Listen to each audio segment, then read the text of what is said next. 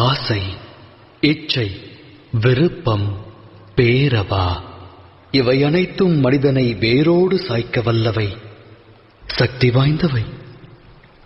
மனித வாழ்வில் அடங்கியது யாதென எவரேனும் வினவினால் அதற்கான தம் விடை யாது? சற்றே சிந்தியுங்கள்.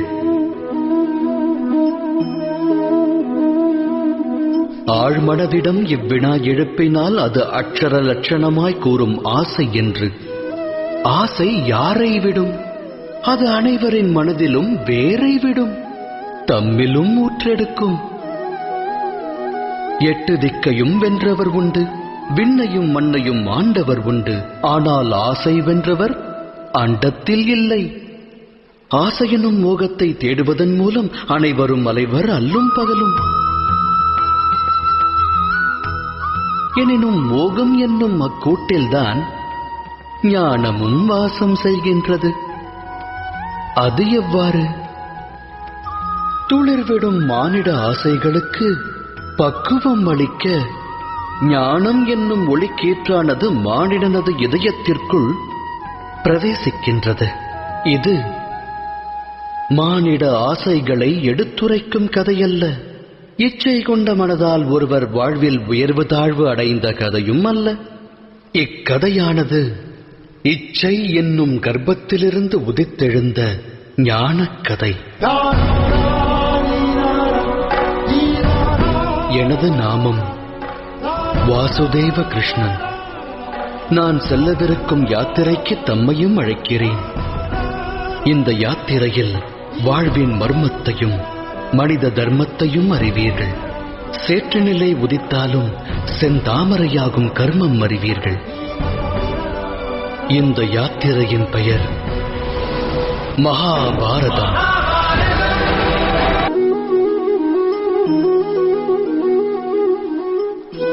சந்ததியினர் சந்தோஷமாய் வாழ வேண்டும் என்பதே அகிலத்து பெற்றோர் அனைவரது அகத்திலும் உள்ள ஆசை. தம்மால் இவ்வுலகில் பிறந்த அவர்கள் அவரவர் கர்ம வினைப்படி எதிர்காலத்தை வரவேற்று எதிர்கொள்கின்றனர். வருங்காலம் நல்முறையில் அமைய வரும் ஒரு காலம் என வேண்டாதாரும் உண்டா? எனினும் சுகம் மற்றும் பாதுகாப்பு இவ்விரண்டும் அகிலத்தாரின் கர்மாவோடு தொடர்புடையதல்லவா?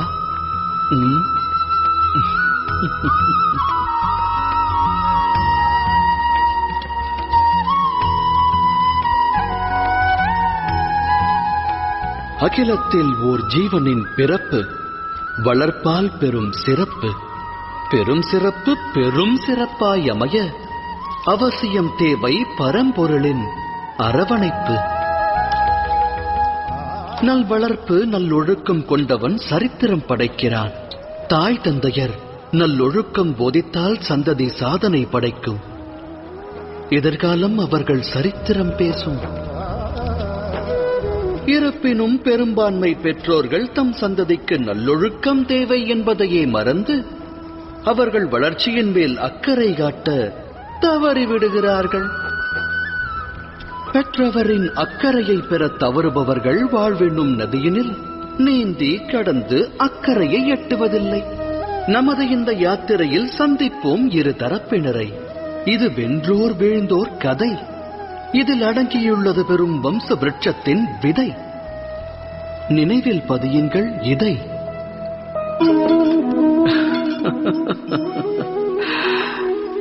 நிகழும் வாழ்வின் நிகழ்வு சிலரின் சிந்தனைகளை இதுபோல் சிதைத்து விடலாம்.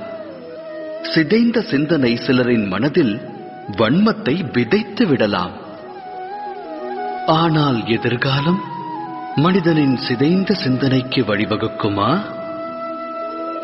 நடவாது. ஒருவன் உயர்ந்த ஓர் மலை சிகரத்தின் அடியில் நின்று அதன் உச்சியை அடைய முடியும் என்று நினைப்பதால் மட்டும் அவன் மன எண்ணம் நிறைவேறுமா? இயலாது. முயற்சி வேண்டும். மலையின் சிகரத்தை அடைய முயற்சிக்கையில் தடைகள் உருவாகலாம்.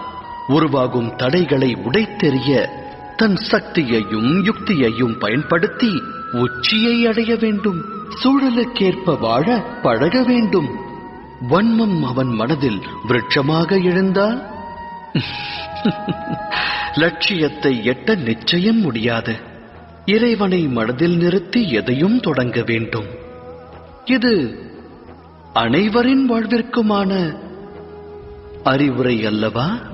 சத்திய நெறியில் வாழ்வதை விட்டு இருள் பற்றிய வழியில் பற்றுதல் கொண்டால் மனிதனின் வாழ்வு அதன் பிறகு வெற்று புள்ளியாகும். அதோடு முற்றுப்புள்ளியாகும். வாழ்வில் அனுபவம் கற்றுத்தரும் பாடம் இது. அப்படியென்றால் வாழ்வின் பாதை எதுவாக வேண்டும்? அமைதியும் நிம்மதியும் மற்ற இருளான பாதையா, இல்லை ஒளி பொருந்திய இறைவனின் மார்க்கமா? சிந்தித்து தேர்ந்தெடுங்கள்.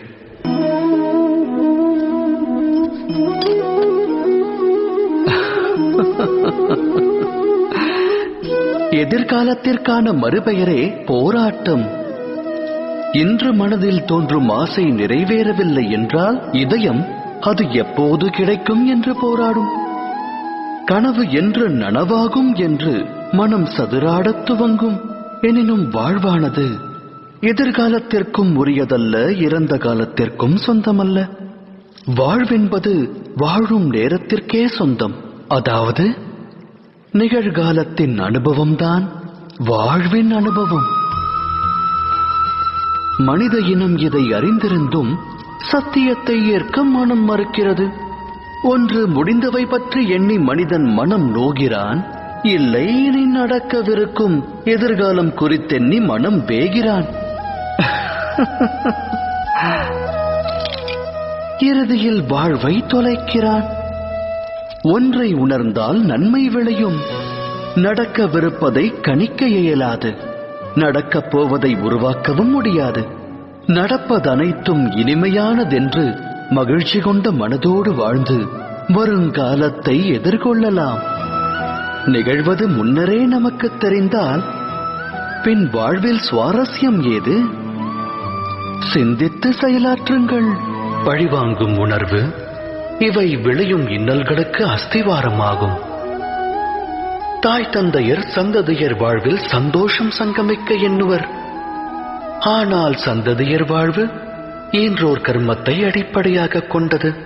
அமிர்தத்தை வழங்க எண்ணலாம். அடிப்படை விதி தவறினால் அது ஆலகால விஷமாகும்.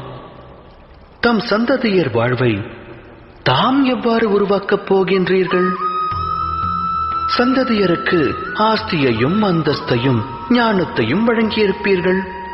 ஆனால் நல்லவை கெட்டவைகளை பகுத்தறியும் அறிவையும் புகட்டியுள்ளீர்களா? அவ்வறிவல்லவா சந்ததியின் கர்மத்திற்கு அடிப்படை. மானிடர் மானிடரோடும், சமுதாயம் சமுதாயத்தோடும், ராஜ்யம் ராஜ்யத்தோடும் போரிடுகிறது. இவை முன்னோர் வினைப்பயன் அல்லவா? குரோதம், மரணம், குருதிப்புணல் இவை அழிவை விதைக்கும் விதைகளாகும். அதை விதைத்தால் தாய் தந்தையர் சந்ததியருக்கு ஜனனத்தோடு மரணத்தையும் பரிசளிப்பதாகிவிடும். அன்பெனும் பிரகாசத்தோடு அழிவெனும் கார் இருளையும் வழங்குபவராவீர்கள். வழங்கிய இருள் அவனது வாழ்வையும் பீடிக்குமேயானால் அவனது சந்ததியினருக்கும் அப்பரிசையே அவன் வழங்குவான் அல்லவா? அன்பா அழிவா? சிந்தித்து செயலாற்றுங்கள். அகிலத்தில் வாழும் மனிதர் அனைவருக்கும் மனக்குறை என்பது அவசியம் உண்டு. ஒருவன் வேகம் இன்றி வருந்துவான், இன்னொருவன் அதை கட்டுப்படுத்த முடியாமல் திணறுவான். செல்வம் இருந்தும் நிம்மதியற்றவரும் உண்டு. சிலருக்கு அச்செல்வம் இல்லையே என நிம்மதி இருக்காது. இது போன்ற உதாரணங்கள் ஏராளம். தாம் அனைத்தையும் பெற்ற மனிதரை இந்த அவனியில் சந்தித்திருக்கின்றீர்களா? குறையோடு வாழும் மானிடர் அந்த ஒரு குறையினை வாழ்வில் மையமாக்கி வாழ்கின்றனர். அக்காரணத்தால் இதயத்தில் துக்கமும் வேதனையும் குடிகொள்ளத் துவங்குகிறது. அவ்வேதனையே ஜனனத்தினின்று மரணம் வரை நீடிக்கிறது. அவ்விதம் உருவான அந்த குறையானது அம்மானிடருக்கு பழகிய ஒன்றாகும். வேறு சிலர் பற்றியும் கூறத்தான் வேண்டும். உருவான குறையை ஒரு சிலர் தம் சாமர்த்தியம் கொண்டு வெல்கின்றனர். அவர்களுக்கும் ஏனையோருக்கும் என்ன வேறுபாடு? தாம் இது குறித்து சிந்தித்ததுண்டா? இதற்கான விடை மிக எளிது. எவர் குறையினை வென்று காட்டுகிறாரோ, தனது சாமர்த்தியம் கொண்டு அதை வீழ்ச்சியடையச் செய்கிறாரோ, அவர் அதை கடந்த நிலைக்கு செல்கிறார். ஆக குறை ஏற்படுவது விதிப்பயனே. ஆனால் அக்குறையை மதிகொண்டு வெல்லும் மானிடர்தான் மதிக்கப்படுவார்கள். சிந்தித்து செயலாற்றுங்கள். வாழ்வில் நிகழும் நிகழ்வனைத்திற்கும் தொடர்பு வேண்டுதலாகும். பதி எப்படி இருப்பார்? என்னுடைய வாழ்வு சுகத்தில் திளைக்க வேண்டும். மனைவி எப்படி இருப்பாள்? அவள் நல்லாளாக விளங்குவாளா? எனக்கு பிறக்கும் புதல்வன் என்னை மதிப்பானா? உத்தரவை ஏற்பானா? மனித மனம் தனது வேண்டுதல் அனைத்தும் நிறைவேற்றுபவரிடத்தில் பரிபூரண மோகம் கொள்கிறது. அங்கம் கொள்ளும் ஆசை பங்கம் விளைவிக்கிறது. காரணம் என்ன? ஏனெனில் ஆசை என்பது மனித மூளையை வியாபிக்கிறது. ஒருவரது ஆசையை உற்றவரே அறியாவிடில் மற்றவர் எவ்வாறு அறிவார்? நிறைவேறும் என்று கனவு கண்ட ஆசை நனவாகாமல் போனால் ஆசை கொண்ட மனம் நிராசை அடைகிறது. நிராசையடைந்த அம்மனதில் போராட்டம் பிறக்கிறது. அழிவிற்கான ஆரம்பம் அந்த போராட்டத்திலிருந்து துவங்குகிறது. ஆனால் மனிதர் தம் மனதில் பேராசை என்னும் விதையை விதைக்காமல் அன்பினை விதைத்தால் அகண்ட அகிலமே நன்மையை பெறும்.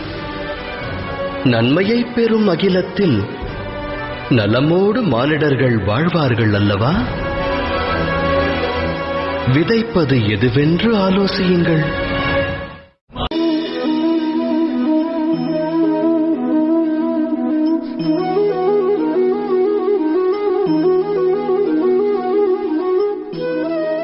வாழ்வின் ஒவ்வொரு கட்டத்திலும் முடிவெடுக்கும் தருணம் உருவாகிறது. நடக்க வேண்டிய நிகழ்வுகளுக்காக முடிவெடுக்க வேண்டியது அவசியமாகிறது. அந்த முடிவும் தன்னுடைய தன்மையை வெளிப்படுத்துகிறது. மானிடர் தம் வாழ்வில் எடுக்கும் முடிவு 2 விளைவுகளை விளைவிக்கும். நன்மையையும் உருவாக்கும், அது தீமையையும் வாரி வழங்கும். அது வேறொருக்கும் சக்தி படைத்தது. இன்னல் ஒன்று தோன்றுகையில் மனமானது சஞ்சலம் அடைகிறது. வேதனை மனதை வியாபிக்கிறது. முடிவெடுக்க வேண்டிய தருணம் யுத்தமாகிறது. மனித மனமானது யுத்த பூமியாய் மாறுகிறது. இக்கட்டான சூழலை போக்கும் உபாயத்தை மானிடர் தேடுவதில்லை. மனதினை சாந்தப்படுத்துவதற்கே அவர்கள் முயல்கின்றனர். ஆனால் ஓடிக்கொண்டே உணவருந்த இயலுமா என்ன? இயலாது. யுத்த களமாய் மாறிய மனிதனின் மனதால் சுத்த முடிவை எடுக்க இயலுமா? ஒருவன் தன்னுடைய வருங்கால முடிவை அமைதியான மனதோடு எடுத்தால் வரும் காலம் சிறப்பாகிறது. அதே சமயம் மனதை அமைதியடையச் செய்ய வருங்கால முடிவை ஒருவன் எடுத்தால் அவன் வருங்காலம் புதிராய் மாறி முட்கள் நிறைந்த விருட்சமாகிறது. தாம் எடுக்க உள்ள முடிவு எது?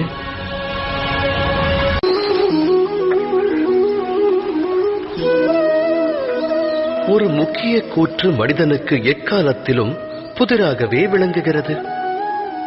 தன்னுடைய உறவுகளைக் கொண்டு அளவற்ற சுகத்தையும் துக்கமற்ற நிலையையும் எவ்வாறு அடைவது எனும் கேள்வி. தமது சுற்றமும் சூழலும் தமக்கு என்றும் உற்ற ஆனந்தத்தை தந்துள்ளதா? சிந்தியுங்கள். மனித வாழ்வானது உறவுகளோடு பின்னிப் பிணைந்தது. உற்றார் உறவினரோடு அது பெரும் தொடர்பு கொண்டுள்ளது. ஆகையால் சுகமும் மனித உறவுகளோடு தொடர்புடையதென்பது உண்மையே. அவ்வாறு இருந்தும் ஏன் சுகத்திற்கு பதிலாக துக்கத்தை மானிடன் பெறுகிறான்? எதற்காக குழப்பமும் போராட்டமும் உறவுகளிடமிருந்து துவங்குகிறது? அதை சிந்தித்ததுண்டா? ஒருவரின் மேலான எண்ணங்களை உறவினரான இன்னொருவர் புரிந்து கொள்ளாத நிலை வரும்போது, முழு மனதோடு அதை ஏற்காத போது போராட்டம் துவங்குகிறது. அந்நிலை அதிகரிக்க அதிகரிக்க போராட்டமும் வலுக்கிறது.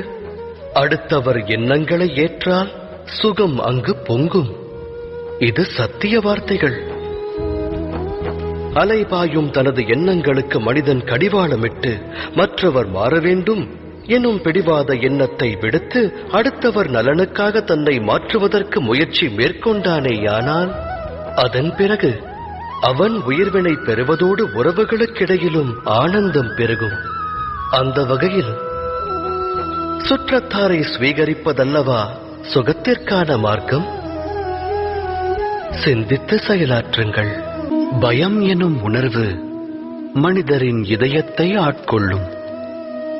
மனிதருக்கு ஆஸ்தி அழிந்து விடுமோ என்ற பயம், அவமானம் குறித்த பயம், தனிமைப்படுவோமோ என்ற பயம்.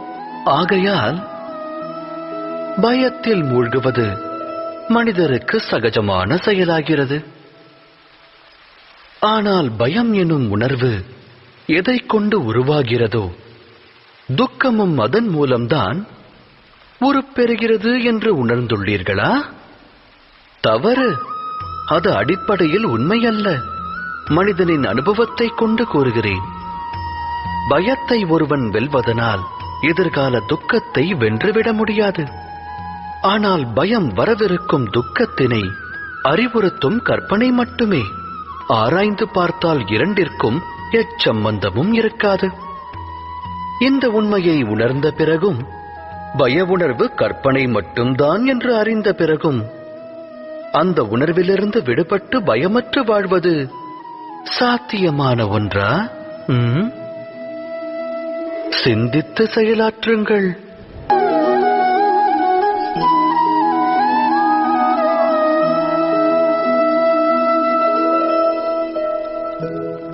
நிகழும் நிகழ்வானது ஒருவருக்கு அநியாயமாக தோன்றினால் அது அம்மனிதரின் மனதை பெருமளவு பாதிக்கும்.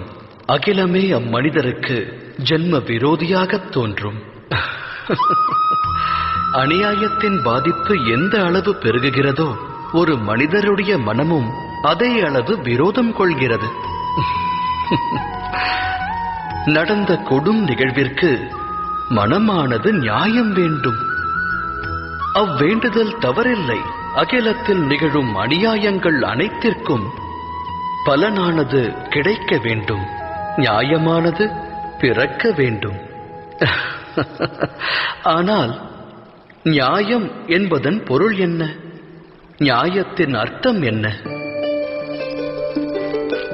அநியாயம் செய்பவன் மனதில் இரக்கம் பிறக்க வேண்டும். அதை அனுபவிப்பவன் நடவடிக்கை அநியாயத்தின் பிரதிபலிப்பாய் மாறாதிருக்க வேண்டும். இதனால் நியாயம் விளையுமா?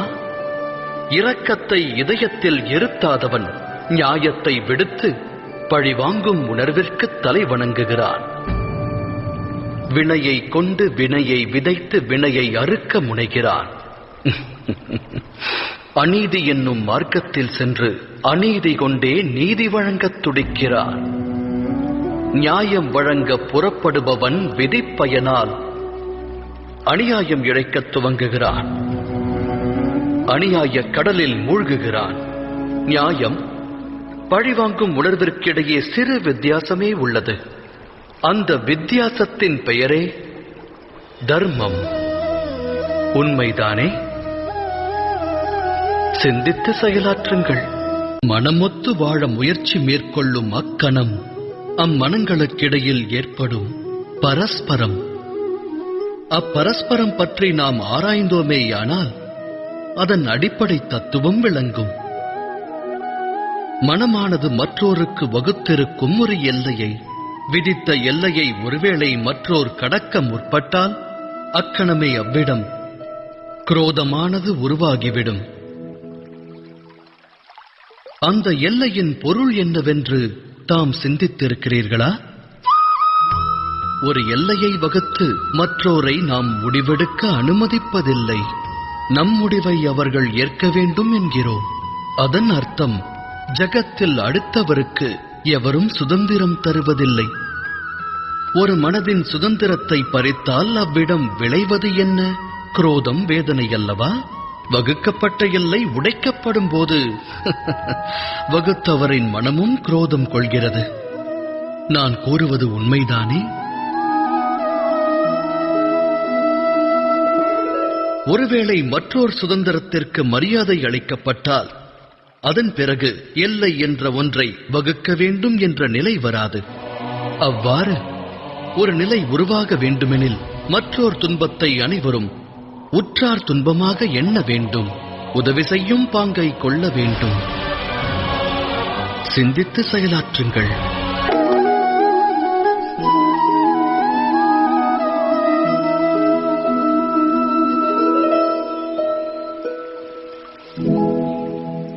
முடிவெடுக்கும் சமயத்தில் அனைவரும் சில அந்நிய சக்திகளுடைய ஆட்கொள்ளுதலுக்கு ஆளாக வேண்டிய நிலை ஏற்படுகிறது.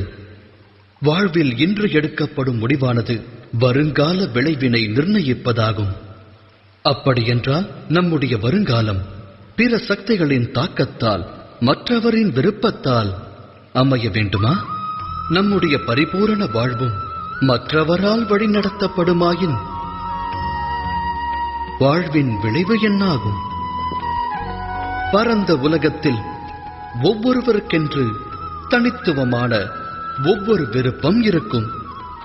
ஆலயத்தில் வழிபடும் பக்தன் தானம் தா என்று வேண்டுவான். அருகில் நிற்கும் கள்வனோ தான் களவாடுவதற்கு நல் வாய்ப்பை தா என்று வேண்டுவான். தர்மம் வியாபித்த மனதானது நல் வழியை காண்பிக்கும். அதர்மம் வியாபித்த மனதோ தவறான பாதையில்தான் இட்டுச் செல்லும். இறைவனிடத்தில் ஒருவன் சரணாகதி அடைந்தால் அவனுக்கு சுகம் என்னும் பிராப்தம் கிடைக்கிறது. சரணடைந்து அச்சுகத்தை பெற வேண்டுமாயின் அவனுடைய மனதில் தர்மமானது வியாபிக்க வேண்டும். எனில் இறைவனை மனதில் நிறுத்தி ஒரு முடிவினை எடுப்பதற்கு முன்பாக அனைவரும் மனதில் தர்மத்தை ஸ்தாபிக்க வேண்டியது அவசியம் அன்றோ? சிந்தித்து செயலாற்றுங்கள். ஈன்றவன் தன் புதல்வர்கள் சுகமாக வாழ வேண்டும் என்றே எண்ணுவான். அவர்களின் எதிர்காலம் நல் முறையில் அமைய வேண்டுவான். அக்காரணத்தினால் தன் சந்ததியினருடைய எதிர்கால வாழ்வினை தானே நிச்சயிக்க வேண்டும் என்று தீர்மானம் கொள்வான். தந்தை எந்த பாதையை கடந்து வந்தானோ, எந்த பாதையில் கரடுமுரடான கற்களை கண்டானோ, தான் விழுந்தெழுந்து நடந்து வந்த மார்க்கம் எதுவோ அந்த மார்க்கத்தில் தான் மகனும் நடக்க வேண்டும் என்று வாரிசை ஈன்ற தந்தை எண்ணுவான். அது தவறல்ல, உத்தம எண்ணமாகும். எனினும் 3 விஷயங்களை குறித்து சிந்திப்பதற்கு அனைவரும் மறந்து விடுகின்றனர். அவை யாவை? முதலாவது, மார்க்கம் என்பது காலத்திற்கேற்ப மாறாதா? அந்த மாற்றத்தினால் மார்க்கத்தில் புது விளைவுகள் ஏற்படாதா? அவ்வாறு இருக்க கடந்து வந்த மார்க்கமானது நிகழ்காலத்திற்கு ஏற்றதாகுமா? இரண்டாவது விஷயம், பெற்றோர்களுக்கு சந்ததியினர் முக்கியமானவர்களா? ஆம், நல்லொழுக்கத்தை அவர்களுக்கு வழங்குவது இன்றவரின் கடமை. ஆனால் வாழ்வில் துணை எல்லாம் வல்ல இறைவனே ஆவான். அவ்வாறு இருக்க தந்தைக்கு எவ்வழியில் வெற்றி கிட்டியதோ அதே வழியில் செல்வதால் பிள்ளைக்கும் வாழ்வில் வெற்றியானது கிடைத்து விடுமா? இறைவனே அறிவான். மூன்றாவது விஷயம், தடைகளை கடக்கும் அனுபவம் வாழ்வுக்கு நன்மையை தரும். வாழ்வை நல்வழிப்படுத்த அனுபவ பாடம் அவசியமாகும்.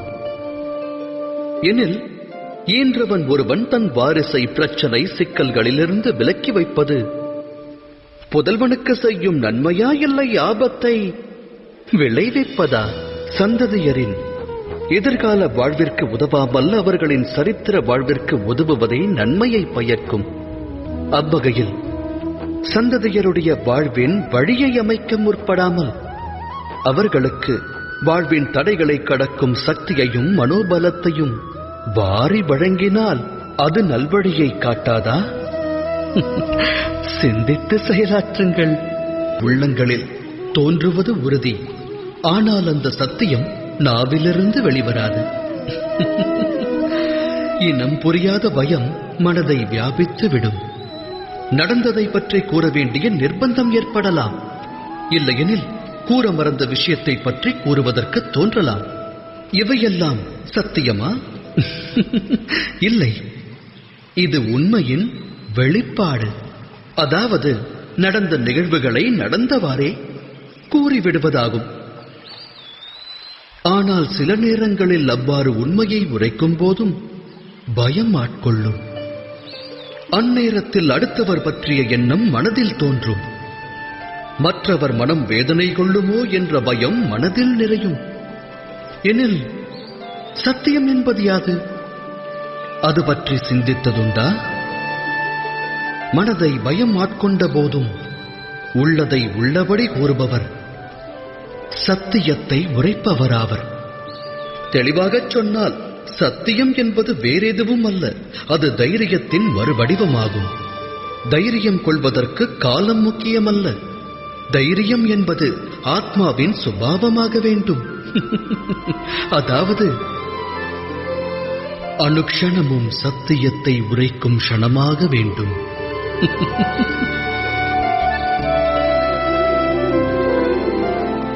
சிந்தித்து செயலாற்றுங்கள். சுபத்திரை, மனிதர்கள் எப்போதும் தம்முடைய புத்தி மற்றும் சூழ்நிலையைக் கொண்டே அர்த்தத்தை உணர்கிறார்கள். மழை பொழிவை கண்டு மயில் நடனமாடும் சாதக பட்சிகளோ வேதனை கொள்ளும். கூறும் வார்த்தையின் உண்மையான அர்த்தத்தை புத்திமான் ஒருவனே சரியாக புரிந்து கொள்கிறார். தவறாக அர்த்தம் கொள்பவரால் அனர்த்தம் விளைகிறது. எனினும் சுபத்திரை, தர்மத்தின் அஸ்திவாரத்தை அறிய வேண்டும். தர்மம் 5 அஸ்திவாரங்கள் உடையது. ஞானம், அன்பு, நியாயம், சமர்ப்பணம் மற்றும் துணிவு. நீ ஜன்மித்ததன் காரணம் யாதென சற்று முன்னர் நீ வினவினாய். கேளுங்கள் யக்ஷராஜனே. வாழ்வென்பது யாதென்று கூறு, அதோடு மரணத்தின் அர்த்தம் என்ன?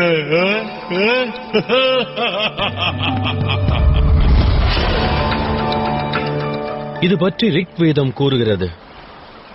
சமாஸ்ததகரே சம்ரப் ததாதி மன்சோ ரேதஹ பிரதம்யதாசித்.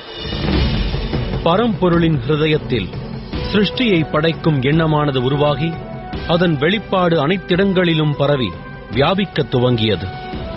பரம்பொருள் தன் விருப்பப்படி சிருஷ்டியை உருவாக்கினார். 3 உலகங்கள், 3 குணங்கள் முக்காலம் பிறந்தன. மேலும் அவர் ஹிருதயத்தில் அநேக உயிரினங்களின் எண்ணமானது தோன்றியது. புலப்படும் அனைத்தும் பரம்பொருளின் வடிவமாகும் யக்ஷராஜனே. அதாவது பரமாத்மாவே ஜீவன். இந்த உண்மை ஒருவனுக்கு விளங்கினால் மற்றவர் மீது குரோதத்தை அவன் வெளிப்படுத்த மாட்டான். தர்மத்தின் வழி நடந்து அவன் நியாயத்தை தனதாக்கி வாழ்வான். இதுவே வாழ்வின் அர்த்தம். எனில் மரணத்தின் அர்த்தம் என்ன யுதிஷ்டா? பதில் கூறு. மனிதன் தன்னுடைய அன்பு, சுயநலம் மற்றும் குரோதத்தால் இன்னொரு மனிதனோடு பின்னி பிணைக்கப்படுகிறான். அந்த பிணைப்பின் பெயரே மோகம். அந்த மோகத்தால் மனிதன் சரீரமே வாழ்வென்று கருதுகிறான். அந்த சரீரத்தின் அழிவு மரணமாகிறது. ஆனால் ஜெகமானது பரமாத்மாவின் ஹிருதயத்தில் உதித்தது. உண்மையான அழிவு அவர் ஹிருதயத்தில் தோன்ற வேண்டும். அழிவை ஏற்படுத்தும் உணர்வுகளான விரோதம், குரோதம் போன்ற உணர்வுகள் மனதில் தோன்றாமல் இருந்தால் அகிலத்தில் அனைவரும் தர்மத்தின் வழியில் வாழும் நிலையானது உருவாகும். அமைதியானது எங்கும் பூத்து குலுங்க துவங்கும். மரணம் என்று நாம் கூறுகின்ற கூற்று இரு மனிதர்களுக்கு